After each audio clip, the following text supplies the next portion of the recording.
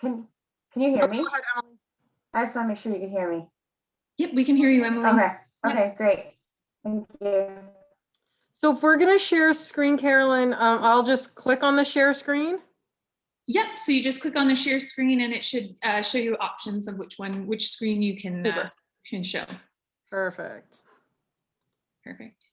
Good. So Erica, are you gonna share your screen the whole time, or would Yeah, then we can go follow your agenda? Yep. Does that work? Okay. Yes. Yeah, that's great. So hi Laura, hi Marie. So we just our attendees are coming, so they're finishing one session and jumping right into the next one. Absolutely fabulous. It's so nice that the sun came out today. I know. I thought it was going to be dreary all day, but it was miserable this morning. It was, yeah, it was like we had like a torrential downpour here this morning. I was up for the sunrise ceremony for this event. So I was up nice and early. It was good. I had coffee and learned a lot. And nice. But I also it was a massive downpour. I was just right. Yes, very rainy this morning. Yeah, so thankful that the power didn't go out. So thankful. Yeah. My kids and I jumped in puddles all morning. Yeah.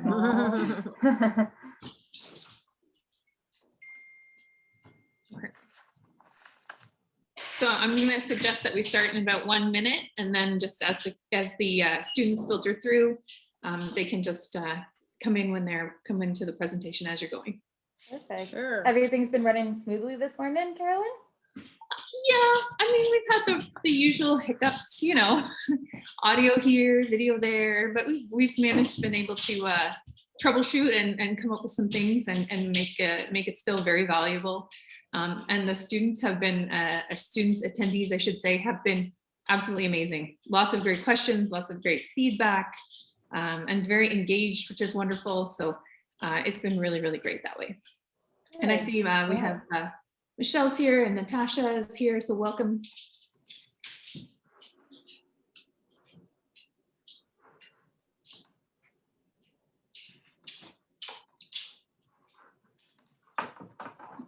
All right, so if you ladies want to get started, I think we should get started just because we're on a time frame.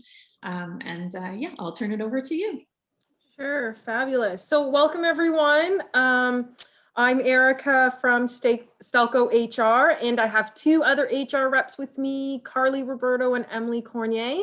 So we're gonna go over a presentation with you guys from, you know, an overview of what we do at Stelco, from our Lake Erie Works to our Hamilton plant. And then any questions you guys have, feel free to ask them. So I'm gonna start the PowerPoint here. Perfect, good. I assume everyone can see my screen. So once again, we wanted to welcome you and thanks for joining us. So who we are at Stelco. So we're a fully restructured integrated steel plant here, one of the largest in North America. We have new owners, 2017, Bedrock Industries. So we're a publicly traded independent steel company here. We're operated by proud Canadians and we produce a world-class product. We are on track to be the most profitable steel company in North America. We have a zero debt limit on us right now, thanks for our new owners. We currently have about 2,000 plus employees across both facilities, in the plant and in the office. So our new owners are all about investing back into our company. So they focus a lot on growth and sustainability. They've put a lot of money into upgrading the temper mill here in Hamilton, and then a cogen plant, and we relined the blast furnace last year. So we're all squeaky clean, ready for all our orders. And we produce approximately 1 million tons of steel a year. So Lake Erie Works is where we produce the steel, and Hamilton has our finishing end. So all of those large, shiny silver rolls of coils of steel you see, that gets finished over here in our Hamilton plant. So we'll move into the next slide for Lake Erie Works. Okay, hi, I'm Emily. Erica had mentioned that we have two plants, specifically speaking about our Lake Erie plant. It is located right on the lake where we receive our raw materials. Our raw materials are then transported to our Coke making facility. We do have 8 departments at our Lake Erie Works. Our coke making, our blast furnace, our steel making, where our steel making is then produced based on our customer specifications. Then it gets sent to the hot strip mill where it is reheated and rolled into coils, as Erica mentioned, the coils that you see on the trucks on the roads. Depending on the customer's needs, it's then sent to our other departments, which is called the pickle lines, and it's essentially like an acid bath that gets put on some specific coils. We also have a central maintenance complex, which is also referred to as a CMC. We also have our on-site own mobile equipment repair shop, as well as a utilities steam gen department too.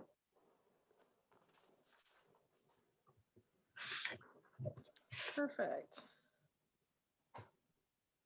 Our maintenance on site at our Lake Erie facility are the following skilled trades. We have industrial electricians, instrumentation techs, machinists, millwrights, and welders. We also do hire and have apprentices on site, approximately 30 registered with the Ministry of Training Ontario colleges, which are the electrical, mechanical, instrumentation, and welders. And we also offer a co-op program too, with our electrical, mechanical, and instrumentation trades, which we work closely right now with Mohawk College with that. Okay, so I'm Carly, again, part of the HR team, as Erica mentioned, and I'm going to be talking to you guys about the Hamilton Works location, as you can see pictured here. So here in Hamilton, we are right now currently a smaller facility than at Lake Erie Works, as Emily mentioned. So here we have coke making, just like Lake Erie Works, utilities, the CBS or the central boiler system, the coal mill, and the Z-line and galvanizing facilities. So here's where the steel is finished. And then from there, it goes, it gets shipped to our customers, wherever they may be, and then plant distribution. So the jobs that we have in terms of maintenance here in Hamilton and skilled trades include industrial electricians, instrumentation technicians, and millwrights or industrial mechanics. In terms of our apprentices, we have approximately 30 registered with the Ministry of Training and the Ontario College of Trades. In terms of the co-ops, which I think you guys are most interested in, as Emily said, and I think Erica will be going on a bit further in the presentation, we work closely currently with Mohawk College, would be the most relevant school for, I think, this area. So we work closely with them, and during COVID, or not during COVID times, we would go to Mohawk College and actually interview many of the students that apply for these jobs, and then bring them on site as a co-op in terms of electrical, mechanical, and instrumentation co-ops. Perfect. So we have a few slides to show you of the departments in the plant that we were just briefly talking about. So some of these images here are, this is our coke ovens department. So basically the coke fuels the blast furnace, which will funnel down to our steel making. So they've taken, coke making is the stereotype of a steel mill. It's outdoor work, rain or shine. It is highly, there's high gases there. So wearing a respirator is common around the coke making department. But yeah, so basically they convert the coal into coke by applying hot air into the oxygen, reducing the environment to remove any volatile matter. So this also splits off into our other department byproducts. So then it funnels down to iron making, which is also called our blast furnace. So this was the blast furnace at Lake Erie, because we no longer have one in Hamilton. That was the one that was down last year and relined. So it should be good for another 60 Long time. years, yes. Yeah. So yeah, and that's where it starts to feed into steelmaking. So a couple of pictures here. So this is our steel making department here at Lake Erie Works, and the images you see here. So the first one is a picture of the scrap cart. So we load scrap and the material coming off the blast furnace into our vessels here, which is our basic oxygen furnace. So then as it goes through, we add hot air and we blow the hot air into the vessel there. The next one is a picture of our RHOB, which is a secondary steelmaking process. And the last one is torch cutters. So they can cut our slabs into any length our customers request. Okay, so this department also has its own quality assurance, quality check department as well to check the material in our steel. And this one is the hot strip mill. So Emily had kind of talked about this department briefly, but this is where the slabs come out and they get converted into coils. So the one image you see of that bright hot coil, that's it getting rolled. And the last image below there is what it would finish as after it comes out of the hot strip mill. And then we briefly mentioned the CMC. So our plant actually has its own like rebuild plant or division, and all of our fabrication, hydraulics, valves, all the rollers go here to be fixed by our own people. We rarely outsource repairs on our equipment. We also have high voltage and electronics department in the CMC as well. So for anyone interested in welding, we don't go by CWB, we go through TSSA, which is a higher standard just because the welding that we do here, we never sell it, we just repair our own equipment. So we follow TSSA over CWB. So this, then when it leaves, it goes to Hamilton Works, where it goes to our cold sheet roll annealing shipping department as well, where it gets refined to a very thin gauge, as has listed on the PowerPoint here, 0.32 to 3.4 millimeters in thickness, which is very thin. If you look at the images, they kind of look like giant rolls of toilet paper. That's how thin our customers want it. And then it can get shipped out directly to our customers, or it can come down to one of our finishing lines. So the galvanized line adds this really shiny silver coating on it, typically, and on the PowerPoint here, it's listed what this material usually gets used for. So I believe our books were pretty full last year due to pool liners, because due to COVID, it was very popular to have a pool. So we were quite busy in that industry. And then the Z line is another type of finishing. This is typically for our automotive clients. So it's a galvanized type coil.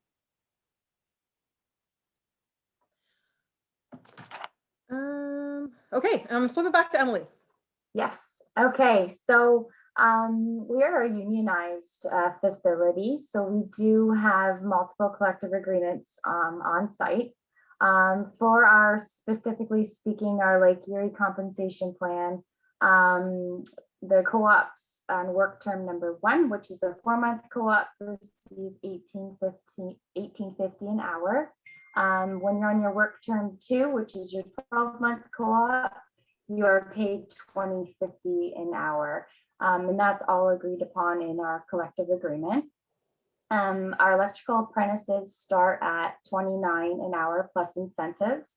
So when we use the word incentives, there are additional money on top of that. So for example, you would receive a shift premium when you're working shift work.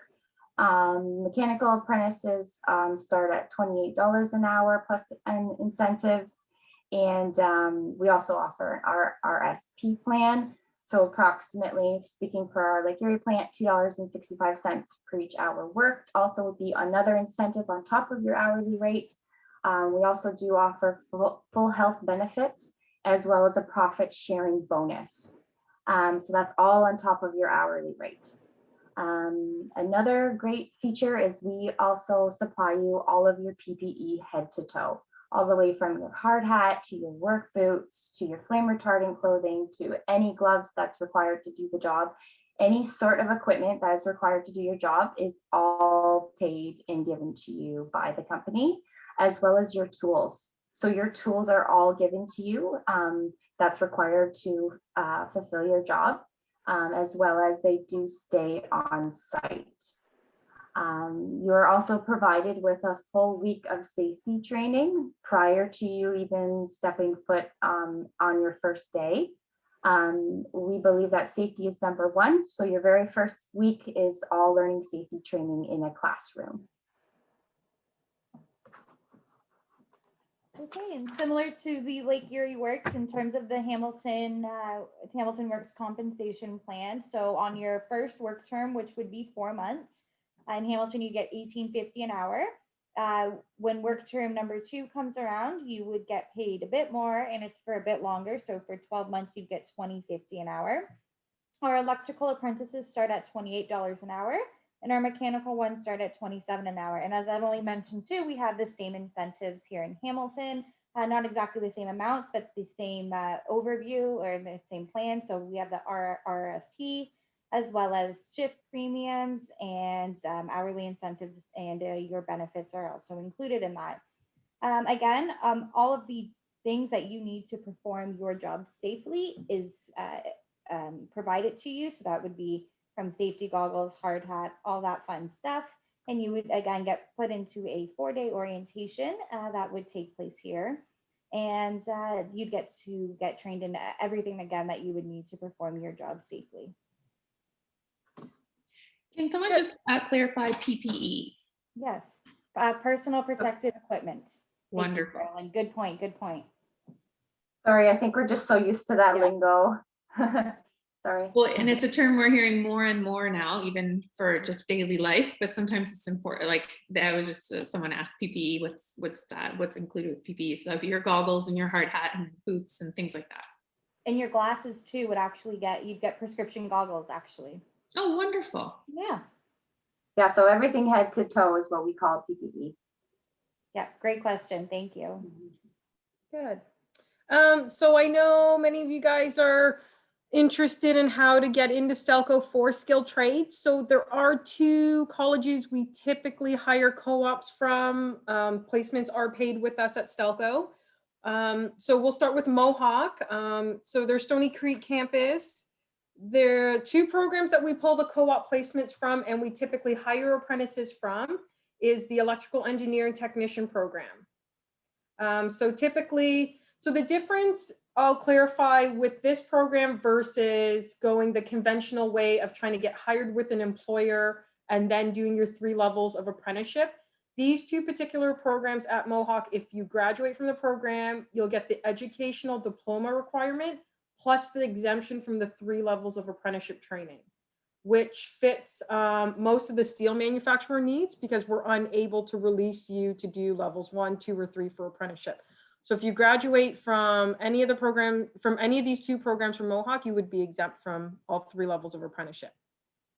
So industrial electrician, which is the 442A trade, electrical engineering technician program would be the right program to choose. And if you're interested in being an industrial millwright, the program there is manufacturing engineering technician. So both programs do have an accelerated one, so without a co-op placement, and they do have one with a co-op placement. I do always encourage students to consider the co-op placement, because if you're truly interested in working at Stelco, the 4-month placement kind of gets your feet wet into a heavy industrial industry. So you are still working with another technician, but it kind of gives you an exposure whether or not a heavy industrial steel mill would be what you're looking for in the future. And then the 12-month placement is full on, you're working out in the plant, out in the field. And we do put you on a shift rotation towards the end of your 12-month co-op just to see what it's like to really work in a steel mill. And then the last college we typically encourage is Lambton College. So that's instrumentation and control engineering technology program there. That one is the same. They have a co-op placement, which is a 2-year program, or they have an accelerated one as well. Graduates from this particular program are also exempt from the 3 levels of apprenticeship. So I don't usually see a lot of interest in instrumentation because it's more of the finesse part of electrical. But I know that if you're, a lot of students, a lot of high schools now are promoting that program STEM, the science, technology, engineering type. This instrumentation, if you're geared towards that, instrumentation would be a great program to take. Plus it's very niche, so employment is almost guaranteed with instrumentation technicians. And the program at Lambton is very good. So that's all from us at Stelco. So we do appreciate you joining us today. If you have any questions, feel free to ask them.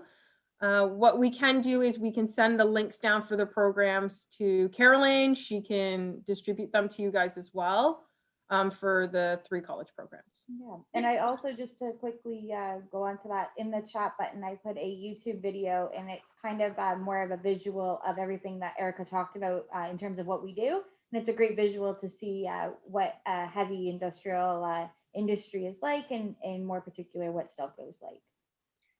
Wonderful. Well, so I have a question from Natasha, and she was wondering what steps do we need to take for welding apprenticeships? There is a very good program at Conestoga College. So I think it's a 2-year program there. Unfortunately, with Conestoga College, their program doesn't exempt you from all 3 levels of the welding apprenticeship. So it exempts you from levels 1 and 2. And then graduates are, well, they try to find an employer that sponsors them, and they would be released for level 3 of schooling. Currently, there is no welding program that exempts from all 3 levels of apprenticeship. But the welding program at Conestoga College is very good. So we have quite a few employees that came in through that program. Now they had to work for another employer to get their level 3 and then apply with us, and they've been here the whole time. Wonderful. And in your experience, ladies, what are some soft skills or transferable skills that are good to have when considering an apprenticeship or a career with Stelco? I think for sure, transferable skills, you mentioned a good one, Carolyn, because every job or volunteer experience that these students have bring out great transferable skills. It may not seem relevant to welding or being an electrician, but like working at, I'm just going to use the typical example that everyone uses, like McDonald's, gives you great transferable skills in terms of communication, teamwork, leadership, all those things that you can pull out and talk to us when we hopefully interview you, or you get interviewed by any employer. So using those transferable skills, again, communication, teamwork, adaptability, and gaining them from other jobs that you don't think are relevant are actually very relevant. Mm-hmm. Wonderful.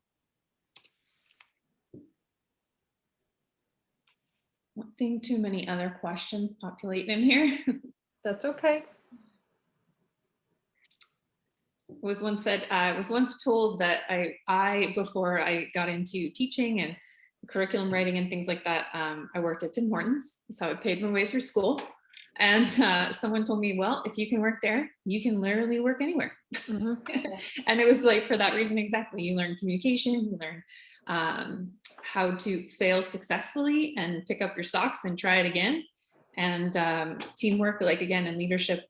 But also, you know, it teaches you a lot of things like getting up and being on time and being responsible. And, Exactly. it just sets you up for some wonderful success. Yeah, and I think a lot of students, like I've interviewed a lot of co-ops, especially in university, who don't put these things on their resume because they say it's not relevant.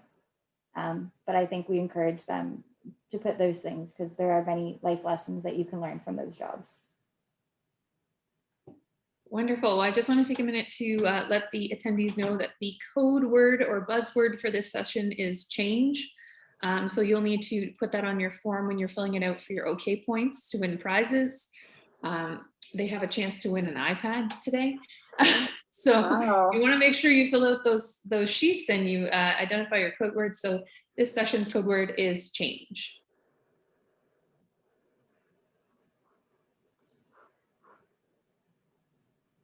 Okay, if there's no other questions, we can end the session a little bit early, and everyone can, the attendees can get a drink of water, run to the washroom, because we have more trade shows happening in about 15 minutes. So is there, and just last call for any questions, attendees?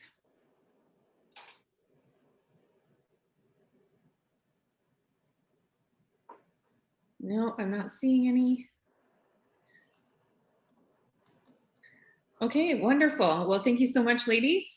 It was wonderful information, very interesting. Lots of wonderful career options as well as some wonderful co-op programs and apprenticeships.